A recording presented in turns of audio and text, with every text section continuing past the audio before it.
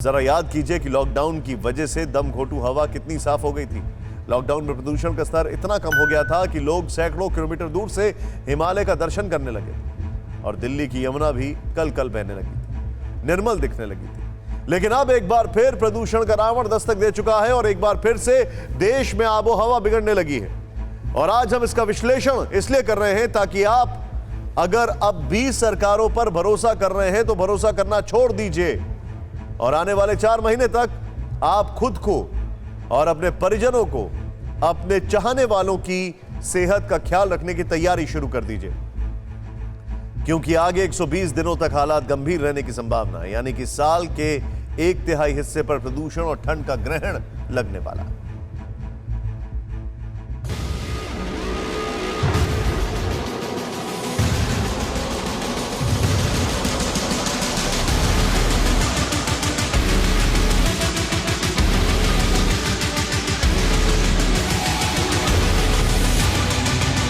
हर साल दिवाली के अगले दिन जब दिल्ली एनसीआर के लोगों की नींद खुलती है तो घरों के बाहर देखना और सांस लेना मुश्किल हो जाता है। जहरीला धुआं इंसानों को बीमार करने लगता है और हर साल इसी दिन से प्रदूषण की फिक्र सरकार और सिस्टम को चांद तारे दिखाने लगती है। और सिर्फ दिल्ली ही नहीं, यही फिक्र करीब करीब उन सभी जगहों पर देखी जाती है जहाँ प्रदूषण बेकाबू होता है।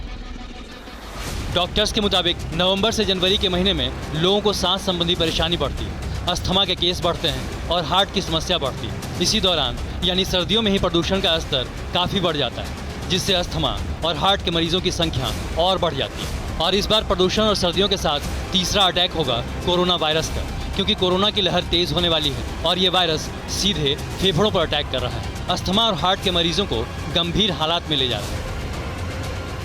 हम बार बार कहते रहे हैं कि कोरोना कोमॉर्बिड यानी वो लोग जिन्हें पहले से कोई बीमारी है उनके लिए ज़्यादा खतरनाक है। और अब सर्दियों में यही अंदेशा एक्सपर्ट जता रहे हैं, आने वाले समय को विकराल बता रहे हैं।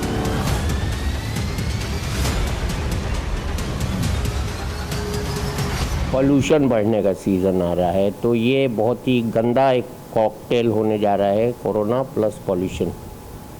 और ये बिल्कुल रिसर्च से साबित हो चुका है कि जब पार्टिकुलेट मैटर हवा में बढ़ता है तो वो वायरस को कैरी करता है अपने साथ। तो बहुत ही चिंता का विषय है ये। अब प्रदूषण का एक आंकड़ा देखिए और समझिए कि फिक्र कितनी बड़ी है और कितनी ज़्यादा बड़ी हो रही है।